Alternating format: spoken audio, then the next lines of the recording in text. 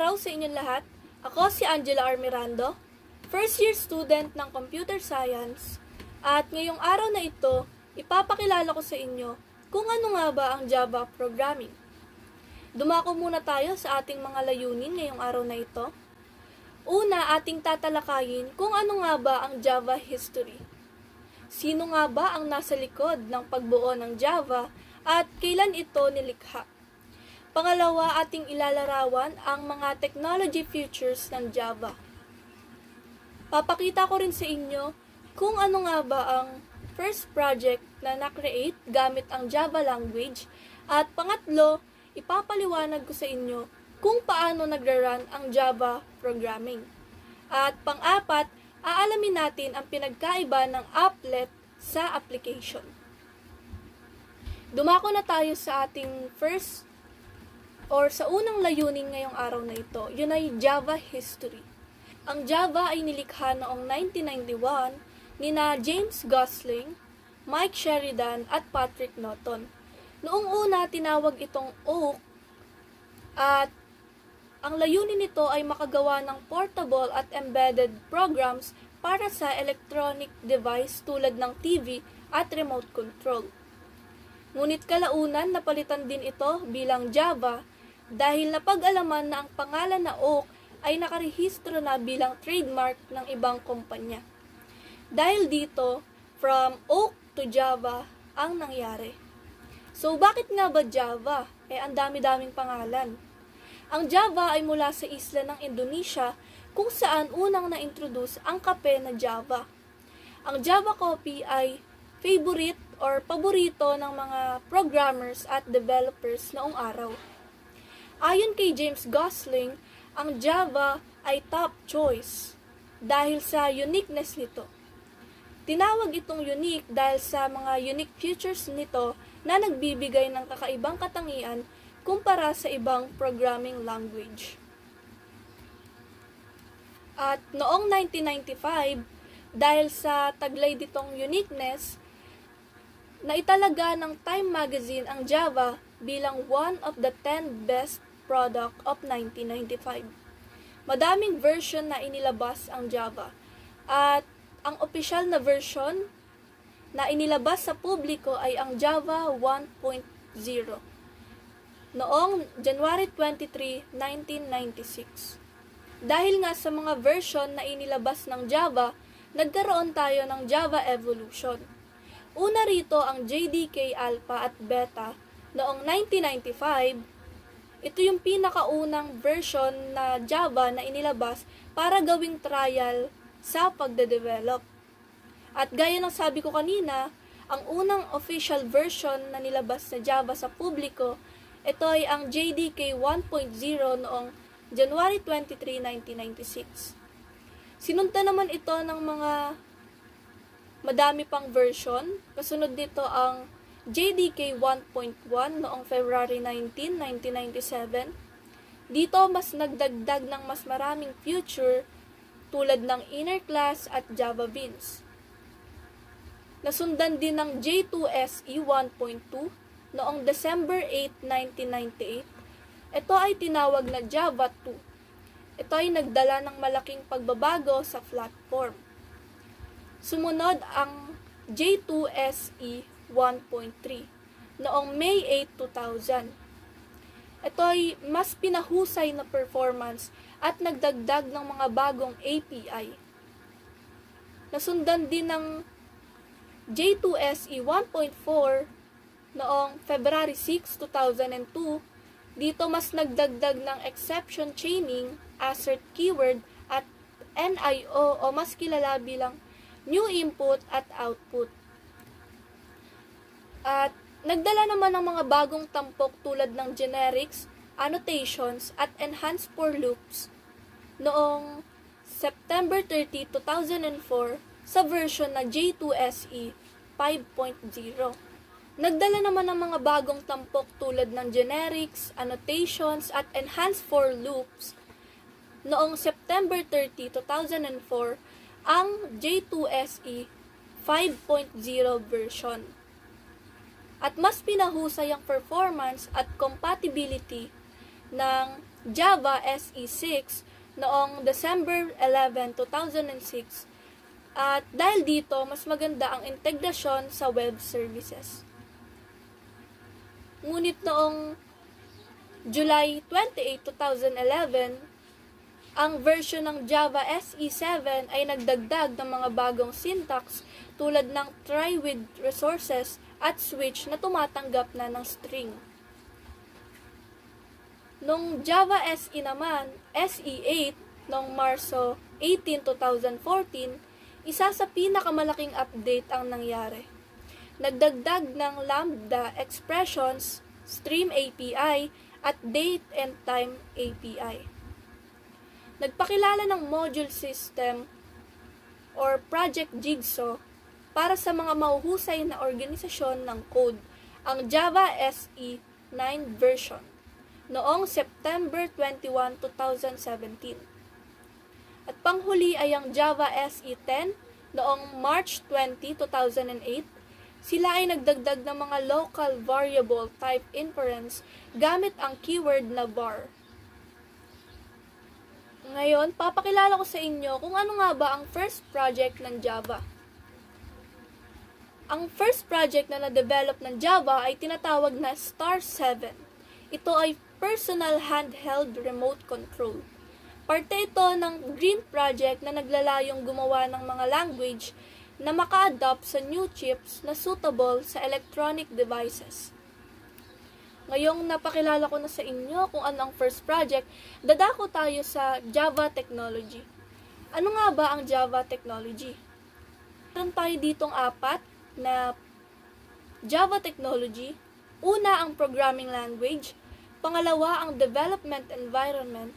Pangatlo, an application environment. At pang-apat, ang deployment environment. Una, ang programming language. Ang Java ay isang programming language na ginagamit upang makagawa ng mga program na nag-run sa iba't ibang device at platform. Pangalawa, a development environment. Ito ay set ng tools na ginagamit ng programmers para lumikha, mag-edit at mag-compile at magpatakbo ng mga Java applications. Pangatlo, an application environment. Ito ang nagpapatakbo sa mga programs sa tulong ng JRE, JVM, at libraries upang maging portable at compatible sa iba't ibang platform. Pang-apat, ang deployment environment. Ito yung mga system kung saan inilalagay at ipinapatakbo ang Java applications para magamit ng mga tao. Maaring ito ay server, device, or cloud. Ano nga ba yung mga features ng Java? Dahil tapos na natin matalakay kung ano ang Java technology, dadako tayo sa features nito. Meron tayo ditong 12 features ng Java. Unahin natin ang object-oriented. Bakit nga ba object-oriented ang Java? Ang lahat sa Java ay nakabatay sa objects. Kaya mas madali ang pag-organisa at pag-reuse ng code. Pangalawa, ang Java features na ito ay simple, madaling matutunan, at gamitin dahil tinanggal ang komplikadong bahagi ng ibang wika tulad ng C++. Pangatlo naman, secured. Pag ginamit natin ang Java, makasigurado tayo na ligtas tayo mula sa virus or hacking dahil may security features ito tulad ng bytecode o bytecode verification. Pang-apat, ang platform independent. Tumatakbo sa iba't ibang operating system basta may JVM o mas kilala bilang Java Virtual Machine. Panglima, robust. May garbage collector at kayang mag-handle ng errors. Dahil dito, naiiwasan natin ang mga error habang tumatakbo ang program. Pang-anim, portable. Bakit tinawag itong portable? Madaling patakbuhin at ilipat dahil nga gaya ng sabi ko kanina, tumatakbo siya sa iba't ibang operating system. Pang-sampu ay high performance. Gumagamit ito ng JIT compiler or just-in-time na mas kilala ito ay mas mabilis kumpara sa mga traditional interpreted language dahil nga sa paggamit ng JIT. 11. Multi-threaded. Kaya nitong pagsabay-sabayin ang proseso. At lastly, 12. Distributed. Kaya na itong mag-access at mag-share ng resources sa internet, kayang makipag-ugnayan sa iba't ibang computers network gamit ang RMI or Remote Method Invocation at sockets. Yon, dadako tayo sa Java Development Environment. Sa Java Development Environment, dito nakapaloob ang JDK or mas kilala bilang Java Development Kit. At ang JDK ay nakakatulong mag-produce ng madaming folder sa system. At sa bawat folder na yon, ito ay naglalaman ng mga mahalagang file na kakailanganin sa pagbuo ng program. Ang folder na bin ay naglalaman ng mga executable file para i-compile ang program sa javac.exe. Ang javac.exe ang nagko-convert ng Java source code para maging bytecode na kayang patakbuhin ng JVM. Kaya ito ay mahalaga sa paggawa at pagtakbo ng programs. Ngayon naman ating aalamin kung ano nga ba ang Java program cycle. Paano nga ba tumatakbo or nagra-run ang isang program? Narito ang gumagamit tayo ng text editor para makagawa ng source code. Ang file ay dapat may extension na .java. For example, helloworld.java. Ginagamit ang Java or Java compiler upang i-convert ang source code sa bytecode na mas kilala bilang class. At kakailanganin ng interpreter para mapatakbo ang bytecode. Meron akong simpleng mga halimbawa dito ng program cycle. May kita nyo rito ang source codes na Hello Angela.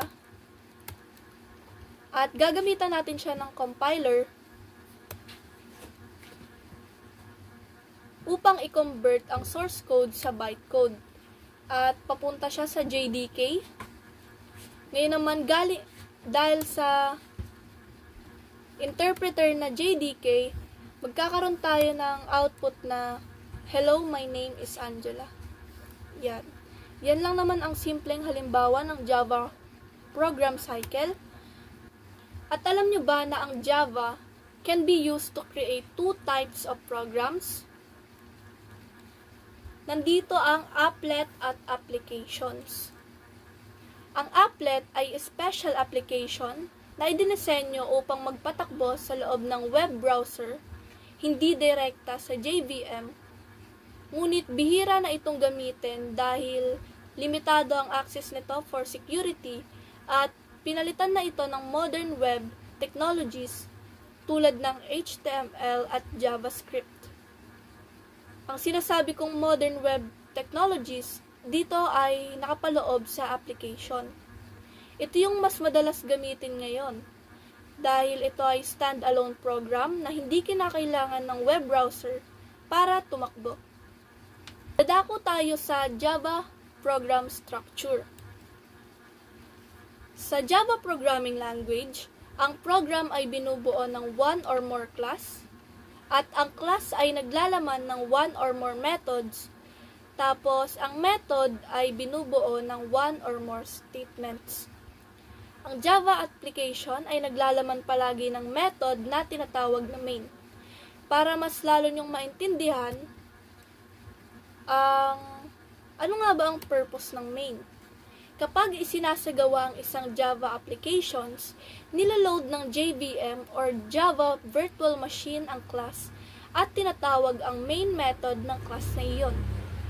Ang main method ay dapat ideklarang public, static, at void. Ang isang source file ay maaaring maglaman ng isa o higit pang mga class. Ngunit isa lamang na class na tumutugma sa pangalan ng file ang maaring ideklarang public. For example, hello world. Dapat ang class na yon ay same din sa pangalan ng file, which is hello world. Yon.